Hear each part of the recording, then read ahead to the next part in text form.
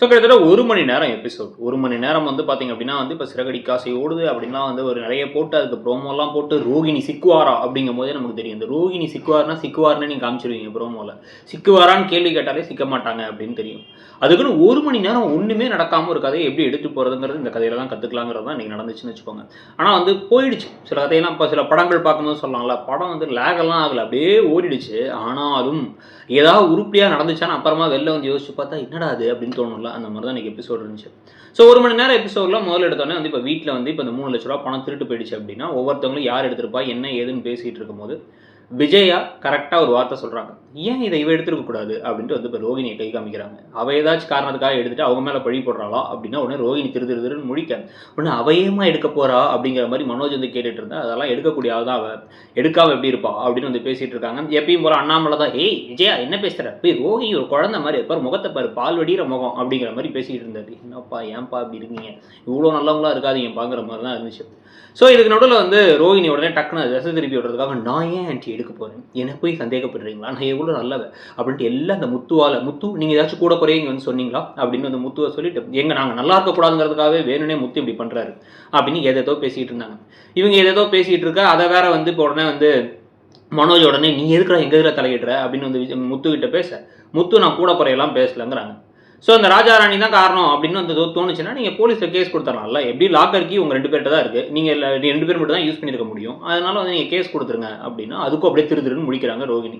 உடனே இவன் தான்ப்பா வேணான்டான்னு மாற்றி பேசிட்டு இருந்தாங்களே தவிர போலீஸ் கேஸை பற்றி பேசவே இல்லை. இல்லை தேவையில்லாமல் கடைக்கே பிரச்சனை வந்துடும், கடை பேர் கெட்டு போயிடும் அப்படின்னா எதுக்கு இதில் கடை பேர் கட்டுறதுக்கு என்ன இருக்குன்னா பேங்காக வச்சிருக்க நகை திருடு போச்சுன்னா திருப்பி ஆள் வரதான் போகிறாங்க அப்படின்னு வந்து முத்து சொல்கிறாரு. ஆனாலும் வந்து அப்படியே அந்த பேச அப்படியே விட்டுறாங்க. ஏன்னா வந்து அது ஏதாச்சும் அடுத்த ஸ்டெப் கொண்டு போனால் தானே வந்து இன்ட்ரெஸ்டிங்காக போய் டக்குனு அவங்க மாற்றுற மாதிரி வரும். ஐயா அது எப்படி மாற்றுற மாதிரி கொண்டு போகலாம் அப்படின்ட்டு. ஆனால் இருக்கிறதுலே நமக்கு காண்டா அந்த விஷயம் என்ன அப்படின்னா நமக்கு இப்போ தெரியாமல் இருந்தால் கூட பரவாயில்ல, நமக்கு ரோஹிணி தான் எடுத்தாங்கன்னு தெரியும். இப்போ ரோஹிணி மனோஜ் கிட்டக்க என்ன போய் சந்தேகப்படுறிய நான் எவ்வளோ நல்லவ தெரியுமாங்கிறத ஒரு 5 நிமிஷம் டு 6 நிமிஷம் அது மட்டுமே காமிச்சாங்க. கிட்டத்தட்ட 10 நிமிஷம் நினைக்கிறேன். என்ன போய் உங்கள் அம்மா கிட்ட விட்டு கொடுக்குற, உங்கள் அம்மா என்ன திட்டுறாங்க நீ பார்த்துக்கிட்டு இருக்க, நான் போய் திருடுவேனா அப்படி நான் எடுத்திருந்தா கூட வந்து எங்கள் செலவுக்காக அவர் எடுத்திருப்பா, அதெல்லாம் நாங்கள் பார்த்துக்கிறோம்ல நீ சொல்லியிருக்கணும் அப்படின்னா இவர் கேட்குறாரு நம்ம செலவுக்காக எடுப்பியா அப்படின்னா நீ எதுவும் எடுத்தியா அப்படின்னு கேட்க உடனே தலையணை வச்சு அடிக்கிறாங்க, திட்டுறாங்க, கோவப்படுறாங்க, உனக்கெல்லாம் எதுக்குறா கல்யாணங்கிறாங்க, என்னென்னவோ பேசுகிறாங்க. ஆனால் திருட்டுத்தனத்தை பண்ணிட்டு இவ்வளோ ட்ராமா பண்ணுறதுலாம் ஒரு மனதைரியம் வேணும். அந்த மனதைரியம், அந்த ஒரு பொய் சொல்கிற தனம், இதெல்லாமே வந்து அப்படியே நல்லா அப்படி ஃப்ளோவில் வருது அப்படியே வந்து இப்போ ரோகிணிக்கு. அதை பார்க்கும்போது நமக்கு காண்டாக இருக்குது. ஏன்பா இவ்வளோ வெகுளியாக இருக்க மனோஜ் அப்படிங்கிற மாதிரி தான் இருக்குது. போலீஸ் கேஸும் கொடுக்கல. இப்போ வந்து சாவி உங்கள் 2 பேர்கிட்ட மட்டும் தான் யூஸ் பண்ண முடியும்னு தெரியும். அது இல்லாமல் அந்த லாக்கரில் நம்பர் பின் வேறு இருந்துச்சு. அந்த நம்பர் பின் எப்படி அவங்க 2 ராஜாராணிக்கு தெரியும், உடைக்கவும் இல்லை. இது எதையுமே யோசிக்கிற மாதிரி இல்லை மனோஜ். இப்போ இந்த 3 லட்ச ரூபா பணத்தை அப்படியே அம்போன்னு விட்டுருவாங்களா, அந்த ட்ராக் அப்படியே ப்ரப்பேன் கிடக்க போதா அப்படிங்கிறத ஒரு பக்கம் பார்க்கணும்.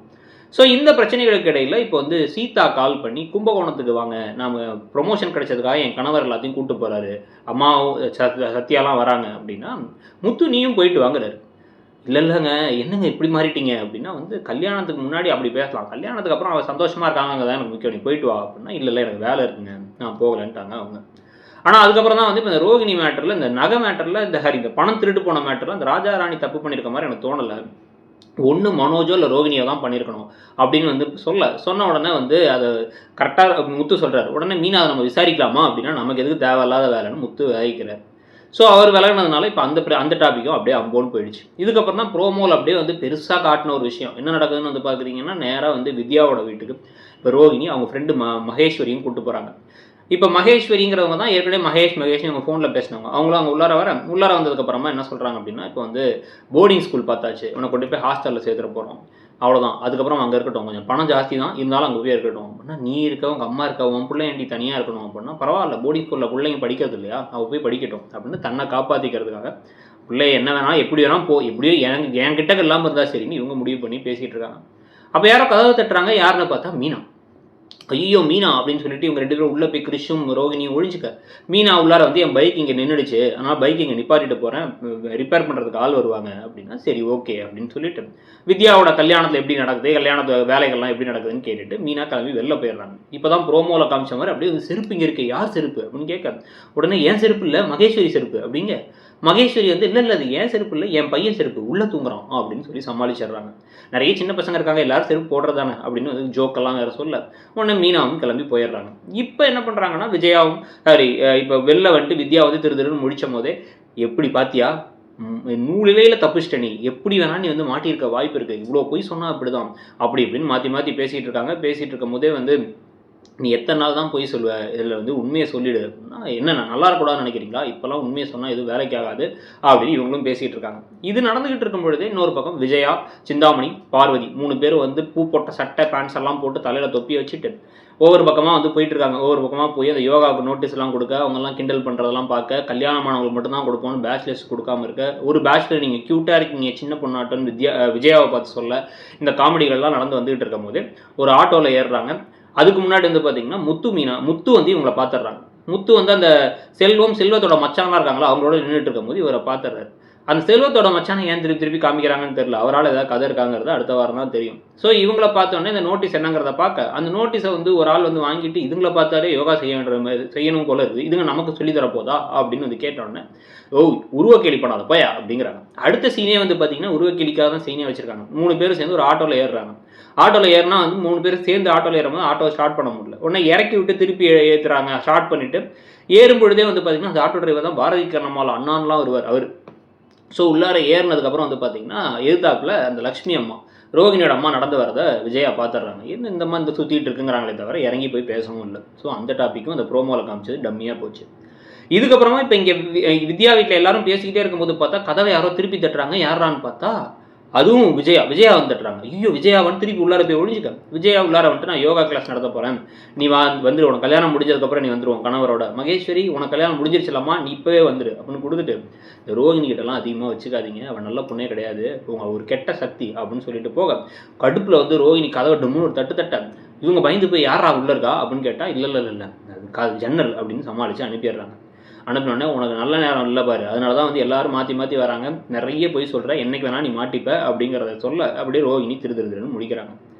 இதுக்கு நடுவில் வீட்டுக்கு எல்லாரும் வந்ததுக்கப்புறமா அந்த யோகா சென்டர் நோட்டீஸை வந்து ஃபோட்டோ எடுத்து வச்சு முத்து கிண்டல் பண்ணி பேசி அங்கே எல்லாரும் உடனே வந்து யோகா கிளாஸ் ஆரம்பிக்க போகிறாங்களாங்கிறது ஒவ்வொரு கதையாக சொல்லி கல்யாணம் ஆனவங்களை மட்டும் தான் சேர்த்துக்க போகிறோம் அப்படின்னு சொன்ன உடனே வந்து முன்னையாச்சும் பரவாயில்ல, கல்யாணம் ஆகாத 2 பேர் வந்து 1+1=3 மாறினாங்க, நமக்கு சேர்த்து வச்சோம். இப்போ கல்யாணம் ஆன 2 பேருக்குள்ள கள்ளக்காதலானா என்ன பண்ணுறது அப்படின்னு வந்து கேட்க புத்தி போகுது பாருன்னு பேசிகிட்டு இருக்காங்க. பேசி எல்லாம் முடிச்சுட்டு நான் பார்த்துக்கிறேன்னு இவங்க கிளம்பும் பொழுது இப்போ வந்து ஸ்ருதி ரவியை இன்னைக்கு கிளாஸுக்கு வாங்குறாங்க. மனோஜை நீ மட்டும் வான்னு கேட்குறாங்க.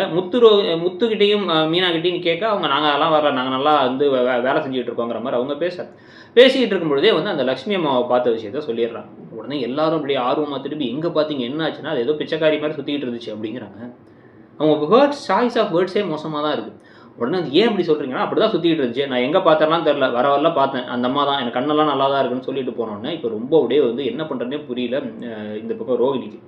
அவங்க அப்போ இங்கே சென்னையில் தான் இருக்காங்களா, அந்த வீட்டுக்கே போய் பார்ப்போம்னு முத்து மீனா கிளம்ப இவங்க உடனே கொடுன்னு போயிட்டு வித்யாட்ட போயிட்டு எங்கள் அம்மாவை போய் இந்த அம்மா அப்படி சொல்லுது, எனக்கு அப்படியே அவ்வளோ கோவம் வந்துச்சு, ஆனால் ஒன்றுமே பண்ண முடியல, எனக்கு என்ன பண்ணுறதுனே தெரியல அப்படின்னு சமாளிச்சுட்டு இருக்காங்க. பேசி முடிச்சு அவங்க வந்து என்ன பண்ணுறாங்கன்னா இப்போ பார்த்தா வித்யா வந்து கோயிலில் இருக்காங்க. கிறிஸ்டா கூப்பிட்டு எதுக்கடி கோயிலுக்கு போன, வீட்டுக்கு போ, நான் முதல்ல அந்த வீட்டுக்கு போகிறதுக்கு முன்னாடி அந்த வீட்டை காலி பண்ணி அதை முதல்ல சரி பண்ணுறேன்ட்டு அந்த ஓனருக்கு கால் பண்ணி நான் வீட்டை காலி பண்ணிடுறேன், நான் எனக்கு வேறு வழி இல்லை அப்படின்னு சொல்லி சமாளிக்கிறாங்க. அதில் என்ன நடக்க போகுதுங்கிறது ஒரு பக்கம் இருக்குது. ஸோ இந்த மாதிரி வந்து பலதரப்பட்ட கதைகள் நடந்தாலும் எதுவும் உருப்படியாக நடக்கலை. இதில் அடுத்த ப்ரோமோ அப்படின்னு வந்து பார்த்தீங்கன்னா அந்த ப்ரோமோவில் அந்த அம்மாவை, அதாவது லக்ஷ்மி அம்மாவை மீனா பார்த்துடுறாங்க. பார்த்துட்டு நீங்கள் இங்கே இருக்கீங்க, உங்கள் பொண்ணு எங்கே இருக்காங்கன்னுலாம் விசாரிக்கிறாங்க. ஒரு ஹாஸ்டலில் கொண்டு போய் போர்டிங் ஸ்கூலில் சேர்த்து விட்டு வந்துடுறாங்க ரோகிணி வேறு அந்த கிறிஷை அப்படின்னு காமிக்கிறாங்க. இதெல்லாம் பற்றி நீங்கள் என்ன நினைக்கிறீங்க, இந்த கதை எப்படி போகுது, இவ்வளோ லென்த்தாக நம்ம வந்து 9 நிமிஷத்துக்கு பேசின அளவுக்கு வந்து பார்த்தீங்கன்னா கதையில் ஏதாச்சும் நடந்துச்சான்னு பார்த்தா கதையில் சும்மா ஃபில்லராக மட்டும்தான் போயிட்டு இருக்காதுங்கிறத பற்றி உங்கள் கருத்தை சொல்லிவிட்டு அப்படியே மறக்காமல் இடம்பொருள் சேனலையும் சப்ஸ்கிரைப் பண்ணிவிடுவாங்க. தேங்க்யூ.